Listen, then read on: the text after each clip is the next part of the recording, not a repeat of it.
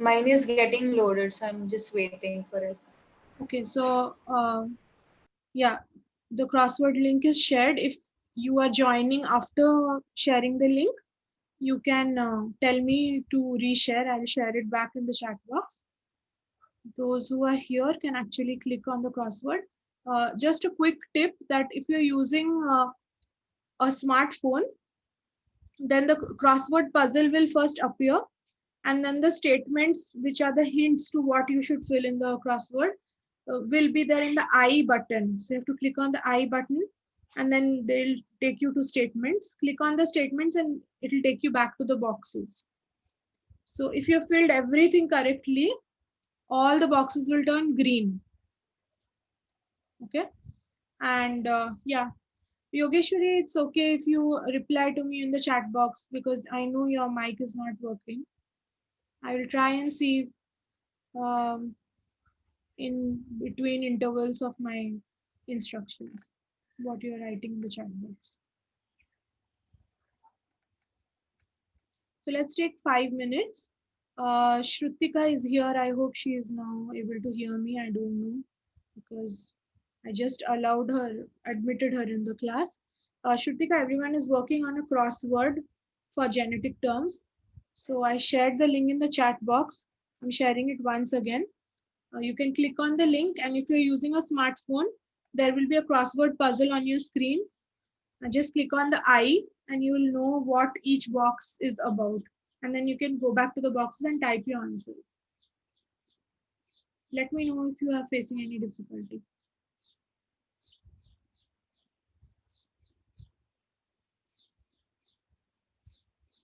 After you complete, please share your screenshots of answers in the WhatsApp group or directly message it to me.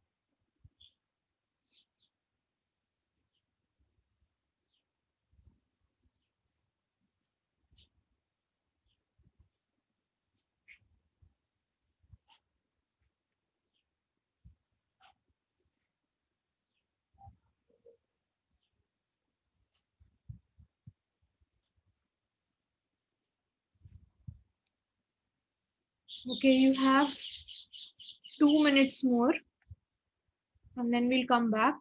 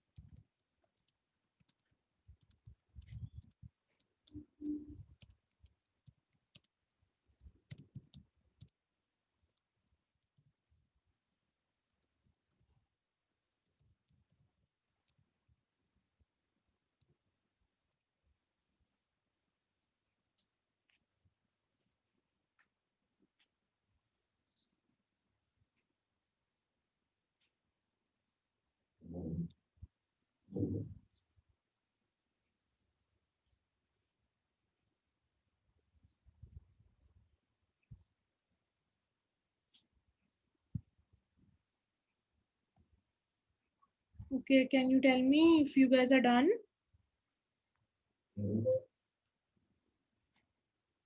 Or how much time you need more? 1 minute. Okay, 1 minute. I'll wait.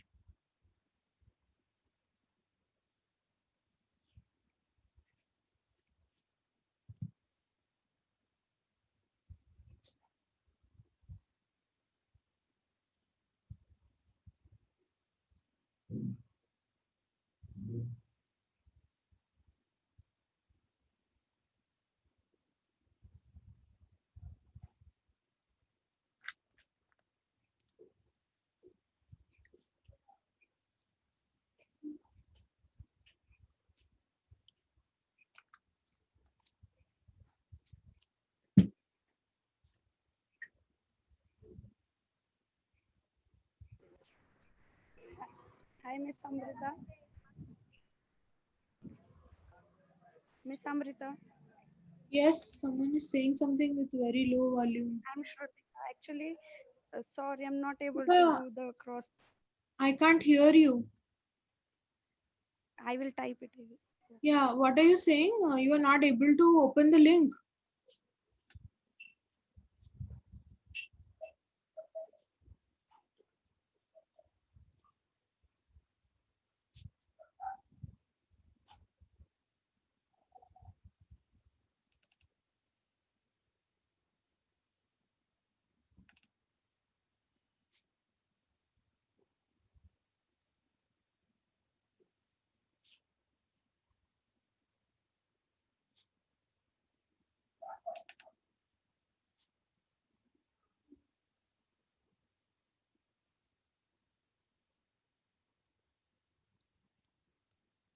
Disha is sent on WhatsApp. Yes. Disha, I got your answers.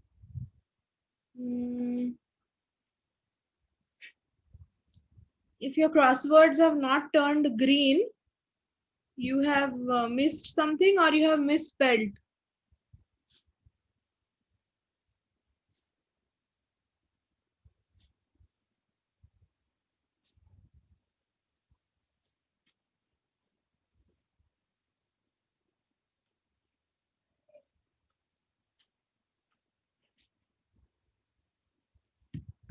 Okay.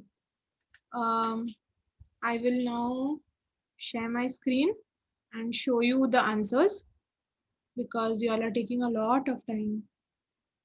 I hope my internet is fine.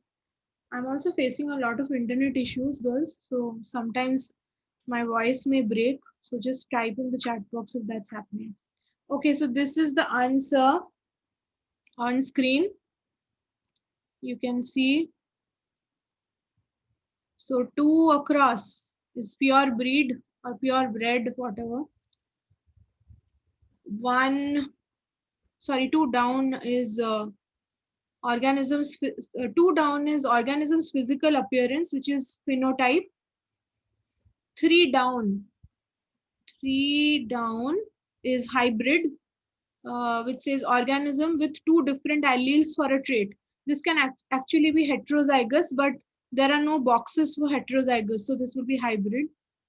4 down is allele whose trait always shows up in the organism. So whether it is in any form, the trait will show. That means it's a dominant trait. Number 4 down is dominant.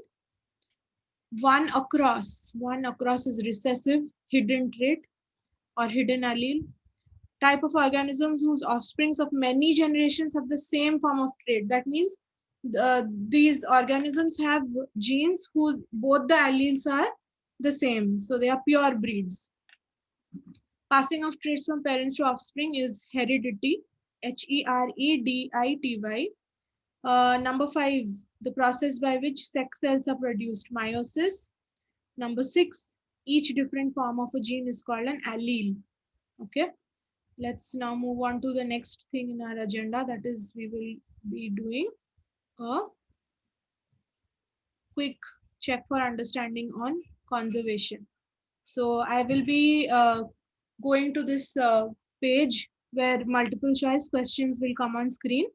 And I'm going to ask you to share your answers either by unmuting yourself or by typing it in the chat box. Oh no, my internet is gone. Can you guys hear me properly? Yes. Yes, yes. What's happening? My Zoom is working, but nothing is working in my browser. Wait, let me share this link with you guys. And you can attempt the quiz by yourself and just come back telling me how many answers you got right. Okay.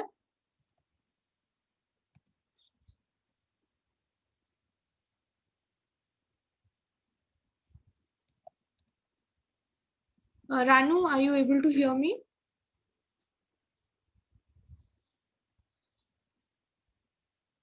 Guys, can you hear me?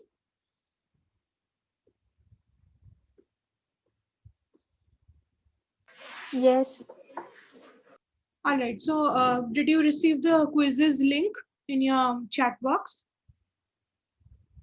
It says that the code is invalid. I don't know what's happening. Let me try once again.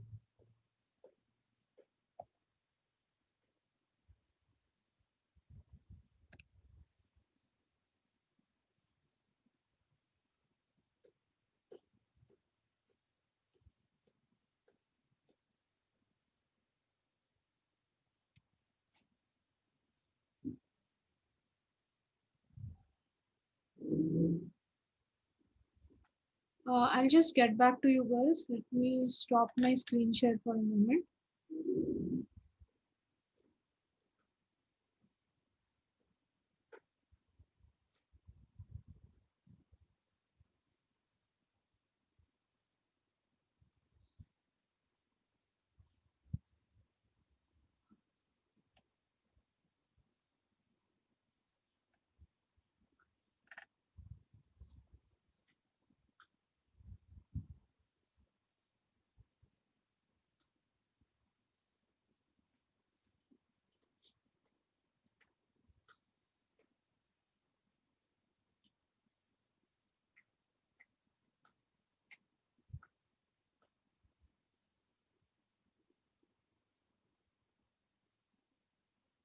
So girls, this is actually not working. So we'll skip this.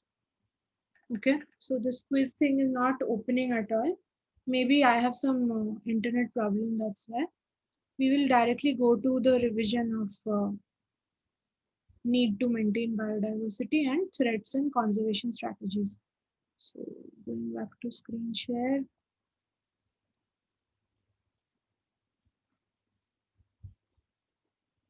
Y'all can see my screen.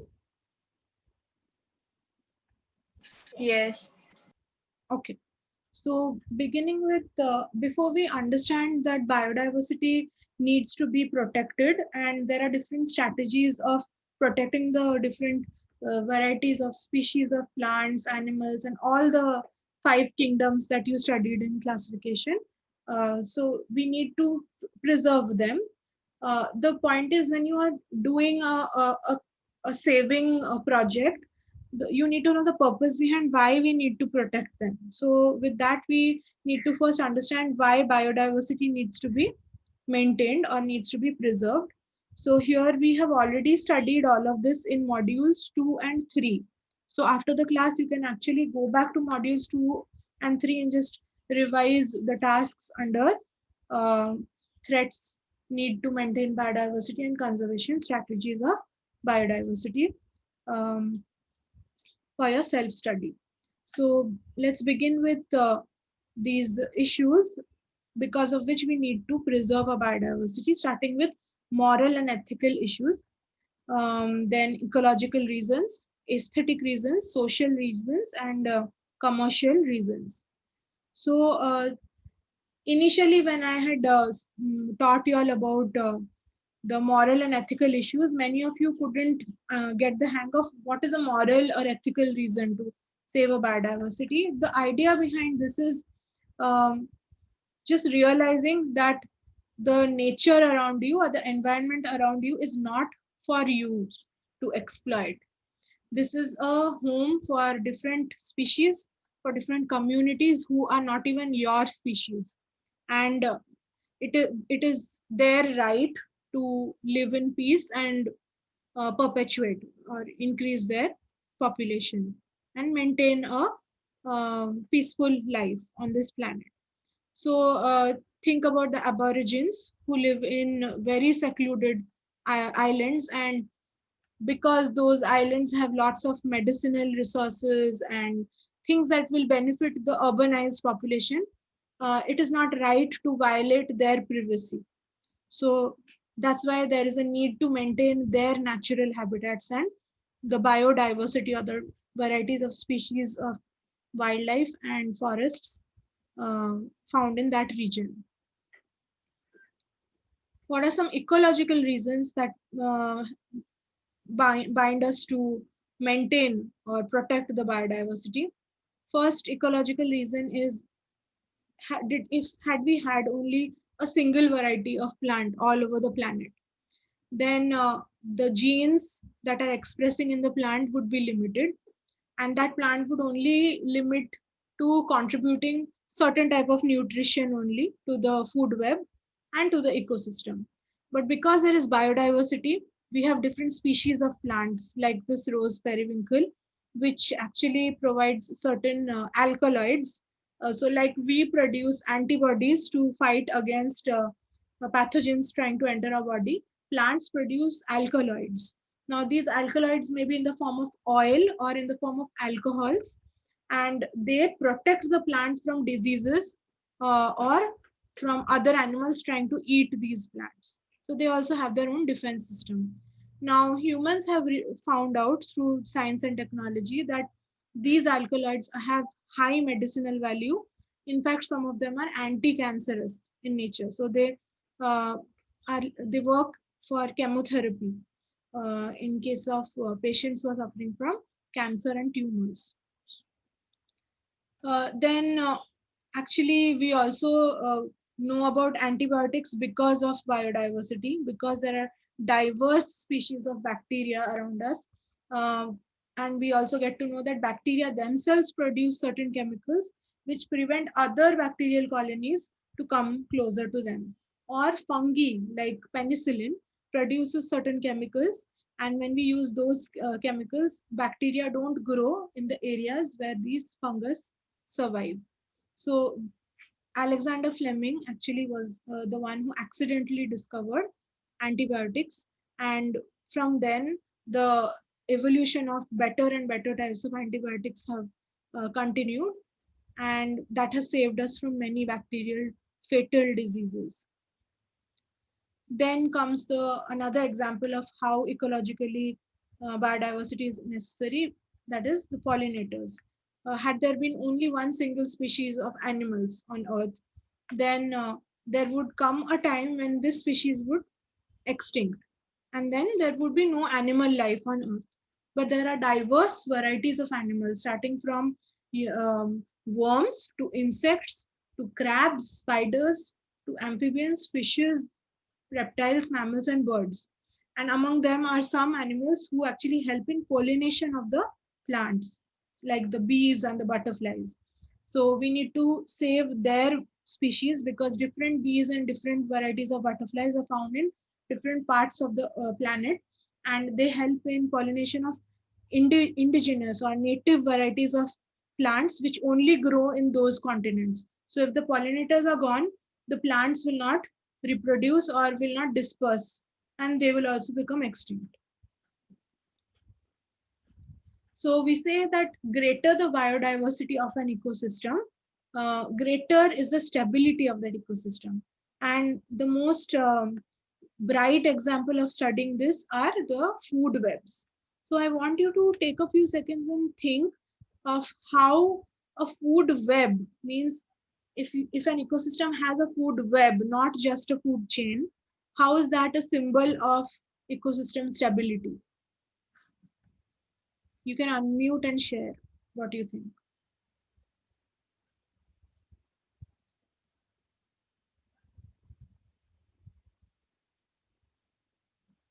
Anyone? So in a food chain, if you see, like the animals are dependent only on one animal for their like for food, but in a food web there are many options. So if one species get extinct, the animal, the one who wants the food has many options. So that's why food web is. Okay. Okay. So you're saying that if an ecosystem has a food web, does it also mean that that ecosystem has a very well diverse animal life, or the species are diverse in case of animals?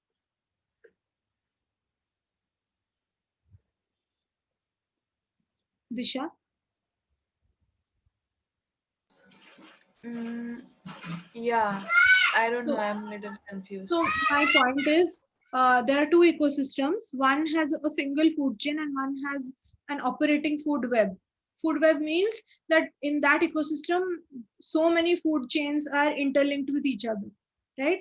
So does that symbolize that the second ecosystem has more variety of species than the first one? Yes, it does symbolize that. Yes, it does, right? Because there are so many different species of plants and animals in the second ecosystem. That's why a food web is possible. Whereas in the first ecosystem, say there's only one food chain that is operating, then there will be a point of time when either all the producers will get eaten up or the primary consumers will get eaten up, and then the food chain will become very fragile and break. Once the food chain breaks, that means one of the consumers will not get food, and that could be the reason for disease or death, and the whole ecosystem falls apart. Okay, so the fact that preserving varieties of species of plants as well as animals in one ecosystem is making sure that that ecosystem survives. That is the stability. Means more diversity in the ecosystem, better it is for the ecosystem to live for many more years. Okay, it's not just about having natural resources, it's also about making sure that the place stays like that forever. And how to make sure that that happens, we need to take care of the biotic and abiotic factors of that place. If we keep on using up all the grasses or all the trees of that ecosystem, then gradually in that food web, every other species will get affected. And there will be a point of time when that whole ecosystem will fall apart. Either the forest will turn into a desert, or first it will become a grassland, and then gradually the soil will become loose and turn into a desert. Just for an example. The aesthetic reasons for saving biodiversity is to promote people to go to different types of ecosystem and understand what value that ecosystem is adding to your life. You are living in a state in India, but by some way or the other, the Amazon rainforests are affecting your life. How? Maybe you are taking intaking a medicine, or maybe the forest contributes to the amount of oxygen in the atmosphere that we are breathing. So maybe it's not direct, but indirectly you need that ecosystem for your own survival. Okay, maybe not your own direct survival, but for your future generations. So how do we make people aware of this value? By um, giving opening avenues of tourism, by making people come to different places and learn the medicinal value or learn the ecosystem value of that place, and how nearby villages and cities depend on that ecosystem. Once they start uh, traveling and learning about other places, people come back to their home and start applying those knowledges to their surroundings. Then also there are different professions like nature photography, which depend on these beautiful ecosystems around us, and we study about different wildlife through these photography. And definitely there are people who are inspired by nature and they write about nature. So nature is always the different biodiversities are an inspiration to talents that let people, their emotions be expressed in a better way. Coming to social and commercial reasons, this we are very much aware that if there is biodiversity, we get wild variety of a particular vegetable or a grain, and then there is always a hybrid variety. Why do humans always try hybrids? Because they want to see if they can bring all the desired characteristics in the new generation, and how those desired characteristics will raise the market value of that crop. People will want to buy that crop, and when they want to buy, the sellers will make money out of it. So yes, the wild variety of rice is a natural resistant to bacterial blights, whereas the original cultivated variety gives good amount of yield of rice, but can easily catch this bacterial infection. So if they're crossed with other varieties of rice, you get this wild rice, which is much more disease resistant. Because of biodiversity, we have come across these bacterial archaebacteria, which are called extremophiles. And these extremophiles are found in hot springs, which are naturally hot water resources. And now that we know about bacteria living in such extremely hot conditions, the DNA polymerase of these bacteria are actually used in biotechnology. So we already have studied that DNA polymerase is needed in DNA replication. So if we can extract the DNA polymerase of this Thermus aquaticus bacteria found in hot springs, they can be actually studied or used in other DNA studies. So if you can remember that DNA polymerase is an enzyme, you'll know that this enzyme can be used when we study unit 19. You will learn how artificially also you can duplicate a DNA if you have DNA polymerase with you in a certain specific condition. So what biotechnologists or cell molecular biologists do, they grow a culture of Thermus aquaticus in their lab, and they can extract DNA polymerase from that and carry out different DNA studies on other animals' DNA. So they bring other animals' DNA and use the DNA polymerase of Thermus aquaticus. And even at very high temperatures, DNA replication can be done. Why? Because this enzyme does not denature at extremely hot temperatures. Now think about it. Had all bacteria been belonging to the same species, no diversity was there, then we would have never been able to learn so much about DNA of other species. Now that we have a bacteria which can give us enzymes that work in extreme conditions, we can study other organisms and about how to genetically modify different gene sequences and cure genetic diseases. Even that can be done. And all of these studies are being done because of the contribution of these extremophiles. What are some other services? Definitely, the more natural resources, the more greenery or the more plants we have, the more autotrophs we have in our ecosystem, the more purification or recycling of our atmosphere happens. Then the biodiversity contributes to an ecosystem by giving us different varieties of decomposers, not only on land, but in the oceans also. The echinoderms or the starfish families, they are the decomposers. They scavenge and clean the ocean floor by feeding on dead and decaying matter. And on land, we have the fungi, the worms, and insects who work as decomposers. We also need biodiversity because only animals living on earth will not be able to run the water cycle. Because we have plants, there is a lot of absorption of moisture and release of moisture with the help of these plants through transpiration, and that helps in maintaining the water cycle of different ecosystems. So overall, what did we learn from this review is that the ecosystem needs to be maintained because it contributes to our economy. It contributes to the health of the ecology or ecosystem of a place. Ethically, it is our social or moral responsibility to know that this ecosystem is not just for human benefit, but it's a habitat for other animals and they need it for their survival, and to enjoy the beauty of the nature and be inspired by it, we need our biodiversity. At this point, do you have any questions about the different reasons why we need to save our biodiversity? Or was there any part where you couldn't understand the explanation?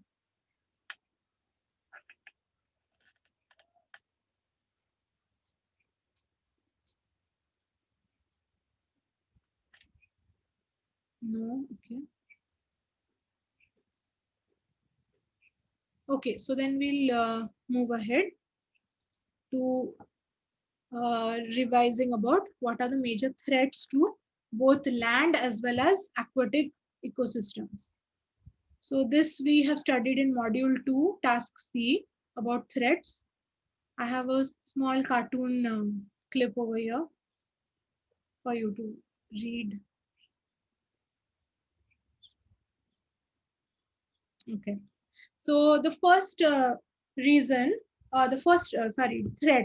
to our biodiversity, when we talk about different threats, there are 5 main things that you need to remember for your exam purpose. The first is habitat loss and fragmentation of the habitat. So when we talk about habitat loss, it basically means human activities which are destroying the natural ecosystems by cultivational practices or by just construction. Then habitat fragmentation means there is a huge piece of say grassland or a forest, but there are parts inside that grassland or within that forest or a wetland which have better access to water, better access to timber or wood. So with time, generations and generations of human beings have started settling over there. And initially it was just a village, then it became a town, then it became a city. Now the city lies in the center of a big forest. So thousands of hundreds of years ago, that was a forest, but now only the forest exists in the outskirts of the city. So what has happened is the city has encroached and divided the forest into small, small fragments. That is called habitat fragmentation. Now let's say in case of elephants. Elephants need to walk around 70 kilometers a day, and while they're walking, they graze. That's how they maintain their metabolism. What happens is in Karnataka, because of urbanization and because of development of so many industries over there, the forests of Karnataka have become fragmented. And because of that, you will read in the newspapers about cases of elephants entering a farmer's land and destroying the crops. So the thing is, the elephant is not encroaching the farmer's land, but the farmer has encroached so much part of the forest because it's not the farmer's fault. There are policies and there are government initiatives which are letting farmers cut down forests and grow crops to save their own families and have their own income. And now the problem is this is leading to a man versus wildlife scenario where they are encroaching the forest, and then definitely the farmer will take measures to stop the elephants. So they put electric fences, or they shoot them. So there are certain illegal practices which are done, and that is directly affecting the uh, perpetuation of but key species of those habitats. So the elephants in that habitat are necessary for other species to survive directly or indirectly, but they are not being able to increase in population because of the fear that human beings will attack them. Okay. Then definitely the use of high amount of sulfur in our fuels, because this sulfur it's soluble in water, so it dissolves and reacts with the water molecules in our atmosphere, and finally when rains come back in the form of precipitation, the place will face a lot of acid rain or air pollution situations. Here is a diagram which summarizes the whole process of acid rain.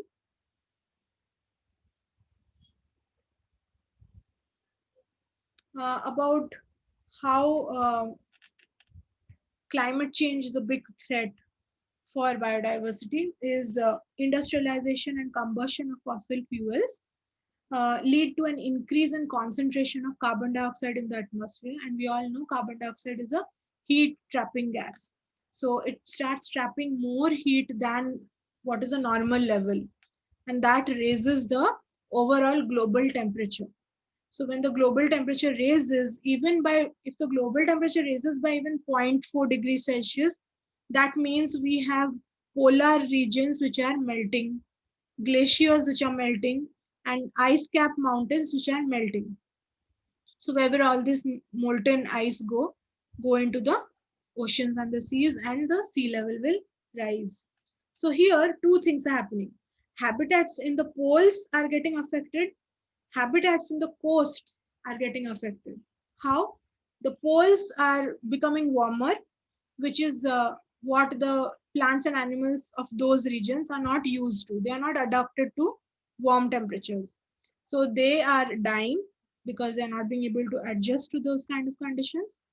Secondly, the rise in the sea level are drowning the coasts. So animals who are living in the coast are adapted to living in certain amount of water, and they also are mostly amphibious, or they would like to lay their eggs on the land and go back to the sea. Rise in the sea level is raising the tides and the pattern of oceanic movements. That will deprive them of nutrition when they actually need in a particular time of the year. They will not get those nutrition, or they will not be able to breed, or if they breed also, when they go to the shores to breed, the tides destroy their hatchings. Okay, so with that, species are again at threat because of climate change.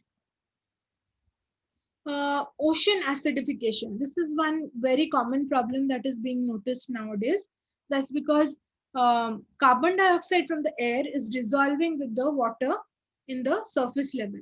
That is, when carbon dioxide dissolves with water, it forms carbonic acid, and it makes the pH of the ocean water lower and lower. Now, when pH lowers, animals with shells have calcium in their shell, and the calcium starts reacting with the carbonic acid. When the calcium starts reacting with the carbonic acid, it will start dissolving. So here is an example of how shelled animals, shell starts melting with time. Okay. So this is seen in terms of several scientific investigations over time. Acidification will also start bleaching the corals, because corals are also made up of calcium carbonates and phosphates, and they dissolve when there is too much of carbonic acid in the water. So this is called coral bleaching, and we all know that corals are actually living organisms which form a sort of a forest over the rocks in the ocean floor, and they are the places where other animals take shelter. So when corals get destroyed, other animals lose their shelter. You can take a moment to read what is on the screen and understand how coral bleaching happens step by step.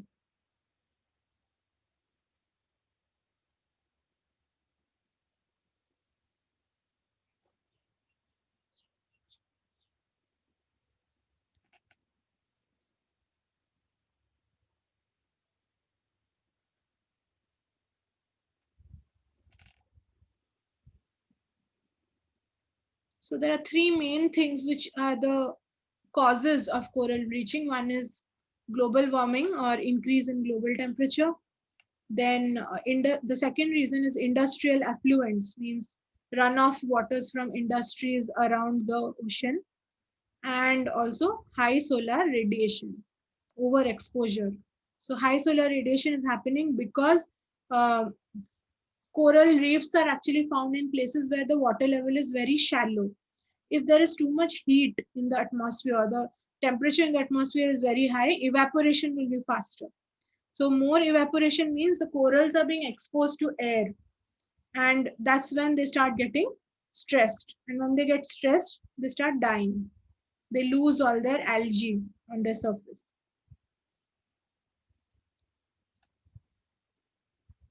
So shall we move to the next slide? Yes. Yes. Okay. Then the other threat to biodiversity is, of course, overuse of fertilizers, because when fertilizers which are not taken up by the plant get washed off into nearby rivers, then there is an overload of nutrition. And what does that lead to?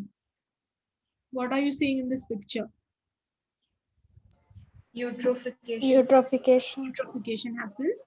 That is, algae will start rapidly multiplying in number, and they will cover the surface of the water body and cut off oxygen supply.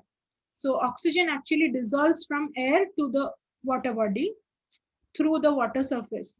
So when the water surface is occupied by all these algae, they will use up all the oxygen in the water, and they also become a barrier. So neither sunlight nor fresh oxygen gets entry in the water body. So all the living organisms in the deeper levels of the water body, like aquatic plants and animals, they face oxygen deficit, and the plants also are unable to photosynthesize because they don't get that diffused sunlight. And finally, that whole water body will get covered with algae, and gradually the algae also will overpopulate and compete with each other and use up all resources. Finally, the water body will get converted into a dry land mass. Overuse and pollution, yes.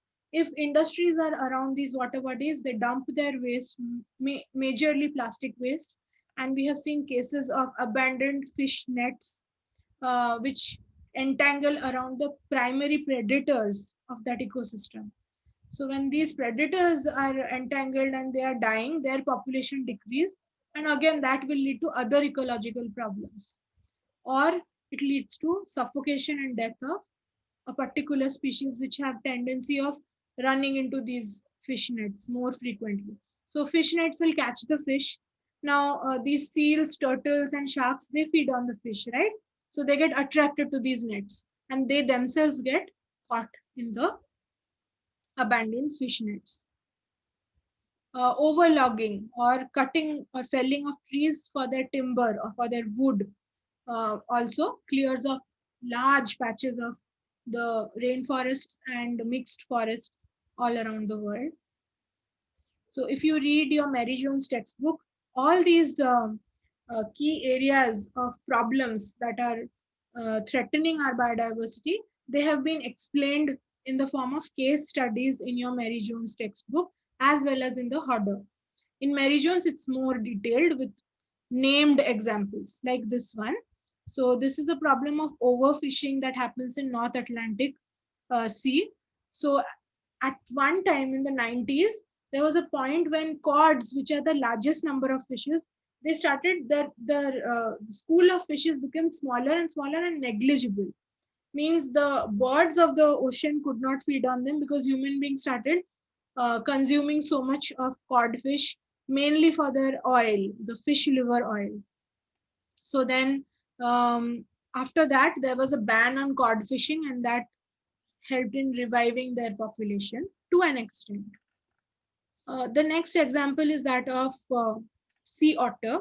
So, I think in New Zealand, there was a point when people started using the leather on the fur of the sea otter, and that led to, so the sea otter actually feeds on these spiny things called sea urchin.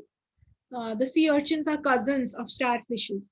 Now, these sea urchins are a menace. Why? Because they feed on these kelps. Okay, kelps are tall seaweeds. They form pillars of aquatic plants in the ecosystem. In this shallow sea. So if these autotrophs are gone, all the other living organism depending on this seaweed will start dying out. So these sea urchins are voracious feeders of these kelps. So they started feeding them so fast that all the kelps were vanishing. Why? Because all the otters were getting hunted for their fur. So then there had to be a ban imposed on otter leather and otter fur coats, so that the otters could revive their population in these waters. Yeah, so this is not New Zealand, this is along the Pacific coast of kelp ecosystem. You will be able to get more details about this place in your Mary Jones textbook.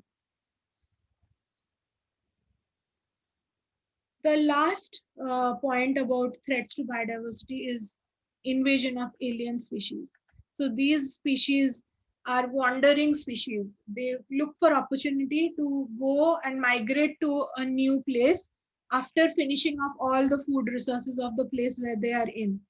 So mostly these are species which can easily cling on to traveling vessels or traveling vehicles. So human beings knowingly or unknowingly become their mediator. So let's say, for example, frogs or rabbits or this starfish in the ocean, they use the ships and the vessels traveling in the sea routes to move from one ecosystem to other. So when they move to the new ecosystem, they get so much amount of food, they reproduce, and they hijack all the food available over there and mess up with the food chain, which is actually the original food chain of that ecosystem. You can again see this case study and read about it from your Mary Jones textbook. It's about crown of thorns starfish. So a quick summary of all the 5 major threats of biodiversity on your screen.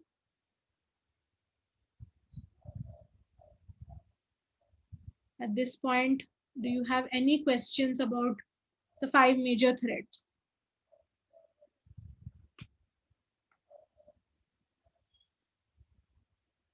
Okay, I guess no questions are there. What can we do to stop invasion of alien species? So this is a good question, Ranu. So when the first thing is to be aware that there is an invasion happening, because if that awareness is not there, then people will think, oh, this is a natural variety, and this is where education and awareness comes into play.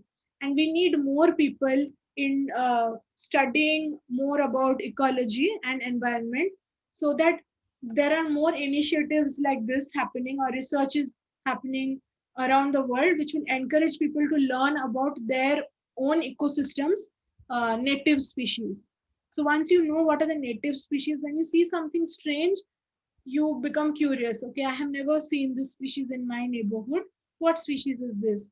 Then maybe digging and finding out more about the species, knowing about its habits, what are its food habits, what is its niche, and then gradually, this is how through different projects funded by governments and NGOs, World Wildlife Fund or like funds which contribute to more researches in marine biology or different ecosystems, they try to make records. So like you have the IUCN Red List that lists endangered animals. Like that, there are different records which maintain the indigenous species of different ecosystem.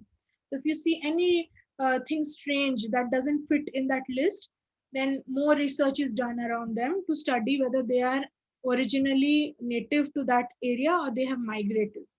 So then you start finding solution to this problem. How are they migrating? What is the possible route through which they are migrating, if that can be stopped?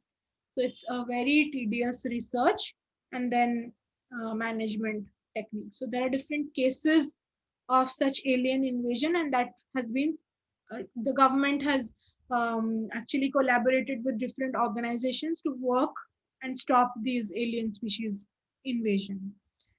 You have studied about two in squirrel case study. That is also there in module 3. You can go back to module 3 and study about it. And then there are some of these marine alien invasion species. And when you read about them, you can do some internet study and find out how the government tackled this problem. Any other questions?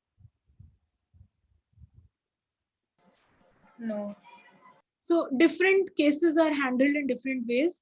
The more case studies you read, the more idea you will have about how that particular community tried to save an ecosystem. And in some cases, you just cannot save because they migrate in huge masses, and through ships or on the body of whales, they will cling on like mussels. Mussels are type of shelled mollusks. They will cling on to the body of sharks and whales, and wherever they go, they fall off and start perpetuating their species in those areas. So that way, they keep on invading different ecosystems. Sometimes it's very hard to stop. Okay, so what time is it? It's already 4:30. I will stop over here, and I want you all to take some time after today's class and read about conservation strategies. We couldn't go to conservation strategies. Um, Mainly focus on in situ and ex situ conservation. In situ means conservation of protection of species in their original habitat, and ex situ is preserving plants and animal species by bringing them and creating a man-made enclosure which resembles their habitat, and then taking care of them until they are ready to be released in the wild. So in this, you will be studying about national parks, wildlife sanctuaries, biosphere reserves. You will also be studying about seed banks, uh, frozen zoo, and different strategies to increase reproduction rate in animals who are decreasing in number, whose population is decreasing. Here you will study about artificial insemination, in vitro fertilization, embryo transfer. So revise about these things. The next session, which will happen next week, in this week you had only 2 sessions and both are over. In the next week's session, I will, by Monday, you will be informed what the session topics will be about, and we will continue, but I will quiz you around conservation strategy and all that we discussed in our class today. So make sure you take some time, revise module 2, module 3, or read unit 18 from the textbooks, from the ebooks that have been shared with you, so that you're prepared for the next session. Also, in the next session, I will be talking about enzyme experiments, practicals.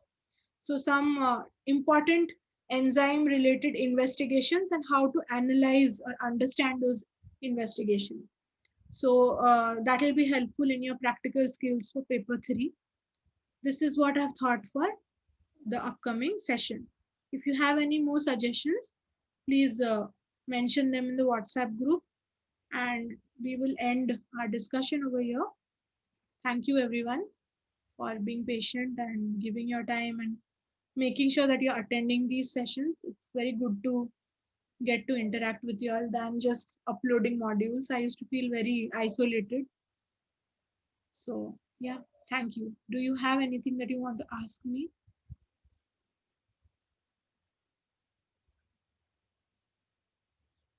So these classes are going to keep happening every week. I don't know if it will happen school wide, but I am thinking that this is very effective for all of you when you are actually meeting your subject teachers once or twice in a week, because it's keeping you guys on track.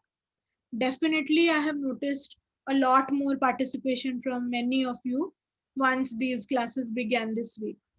How do you guys feel about it?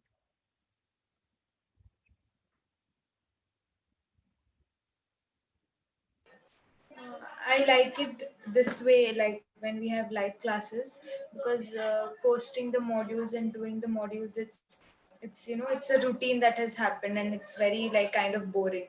But Yeah, I really I agree. enjoyed this.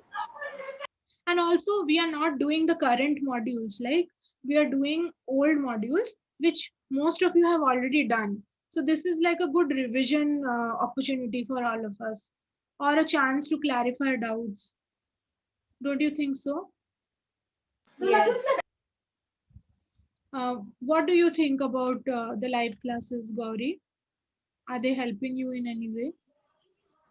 So yes, because I also thought about the revision. Like previously, I was thinking to start revising for biodiversity, but I was just postponing it. And through Hmm. this, like before attending the class, I'm revising it so that I'm prepared for the Hmm. class. So in a way, this is helping me. Yeah, and you're not just going on, like Disha said, you're not just going on doing modules, but just talking to each other in the class sometimes just gives you some clarity that, okay, I thought that I was sure about these units, but let me go back and once again read. Maybe I'm not clear about this term or a particular thing I want to ask. Sometimes we forget our doubts. And when you're talking about that topic, you recall that, oh, I had a doubt on this question. Let me ask now. So these classes are opportunities for that. I hope we continue this. From school's end, this was an experiment for 1 week, but I'm sure that teachers will be asked to give some feedback, and you guys will be asked about how you felt about this live class as well as Edmodo. So make sure that you share your feedback if you get an opportunity. And yeah, that's it for today. Miss Amrita, Yes. uh, when are we having our AS exam? Is it in Feb March or has it postponed? We want to do it in May June, because practicals need a lot of arrangement in school, and with the current situation, I don't think that in November we will be coming anytime soon. So after Diwali break, maybe we'll be going back to school, and once we go back to school, we will have only December, and normally in January we have mocks. So Feb March will not be a suitable time, and mostly, not even mostly, there is a possibility that we will not do a Feb March. We'll do a May June exam. Only I think if because Vaishali is giving her A level, she will give her A level in Feb March, but rest of you will give your AS level in May June, and A level we will decide after this AS level exam. So yes, May, June. Are you feeling relaxed hearing that?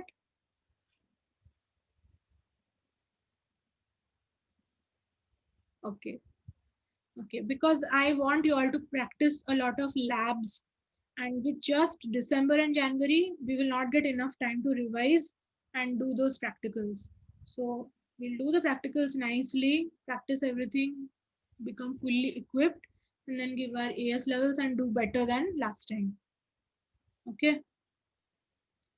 All right. I hope you don't have another class after this. Does anyone have a class? Yeah, we have a No. chemistry class. Okay, please go. It's 4:40. Bye bye. Bye everyone.